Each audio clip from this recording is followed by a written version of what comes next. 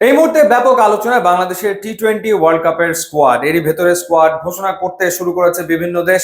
তবে আমার মনে হয় যে বিসিবি এই ক্ষেত্রে আসলে স্কোয়াড পাবলিশ করবে না, তারা আইসিসির কাছে পাঠিয়ে দেবে, অর্থাৎ মিডিয়াকে জানতে দেবে না যে ওয়ার্ল্ড কাপের স্কোয়াডটা আসলে কেমন হলো। তবে মিটিং চলছে, মিটিং করছে কর্তা ব্যক্তিরা, অর্থাৎ নির্বাচকরা, তারা বোর্ড পরিচালকদের সাথে বসেছিল, কোচ ক্যাপ্টেন সবাই মিলে আলোচনা করছে এবং ওয়ার্ল্ড কাপ স্কোয়াড আসলে ঠিক হয়ে গেছে। প্রশ্ন আসলে অনেকগুলো, যেমন একটা প্রশ্ন ঘুরপাক খাচ্ছে সোশ্যাল মিডিয়াতে, জাকের আলী অনিক তিনি আসলে ওয়ার্ল্ড কাপ স্কোয়াডে থাকছেন কিনা। মোটামুটি ভাবে তো 13 জন কনফার্ম, 15 জনের ভেতরে ওয়ার্ল্ড কাপ স্কোয়াডে তারা থাকছেন। যেমন কিছু নাম আমরা বলেই দিতে পারি, 13টা নাম তো আমরা বলেই দিতে পারি, যেমন তানজিদ তামিম তিনি থাকছেন, এরপর সাইফ হাসানের ফর্ম এই মুহূর্তে যতই খারাপ থাক তিনি থাকছেন, পারভেজ হোসেন ইমন সুপার ফর্মে রয়েছেন তিনি, লিটন কুমার দাস, এরপরে তাওহিদ হৃদয় থাকছেন, এরপরে স্পিনে শেখ মাহাদি থাকছেন, Nasum Ahmed left arm spinner তিনি থাকছেন, এরপরে আর কে থাকছেন, এরপরে রিশাদ হোসেন থাকছেন, এরপর ফাস্ট বোলারদের ভেতরে মুস্তাফিজ তাসকিন তারা দুজন থাকছেন।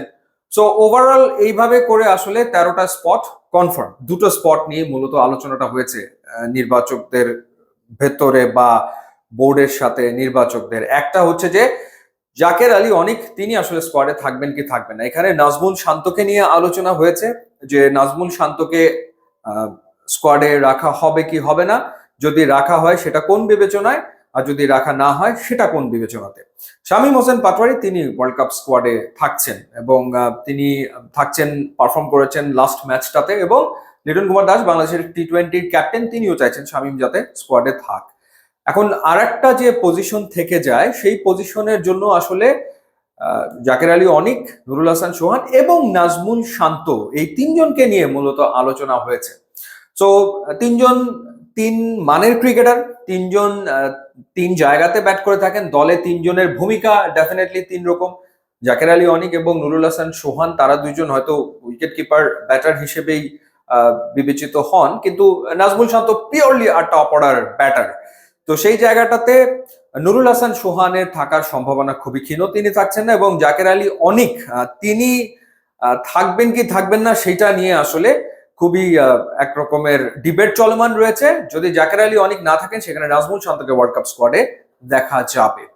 আর একটা স্পট যেটা, সেটা হচ্ছে বোলিং ডিপার্টমেন্টে, সেইখানে রিপন মন্ডলকে নিয়ে আলোচনা হওয়াটা খুব স্বাভাবিক ব্যাপার। তার নাম এসছে, তাকে নিয়ে আলোচনা হয়েছে বিকজ তিনি এত দুর্দান্ত পারফর্ম করেছেন এমার্জিং এশিয়া কাপে, সেমিফাইনালে ইন্ডিয়া এ টিমের এগেনস্টে বা পাকিস্তান এ টিমের এগেনস্টে ফাইনালে, বিপিএলেও তিনি দুটো ম্যাচ খেলে দারুণ পারফর্ম করেছেন।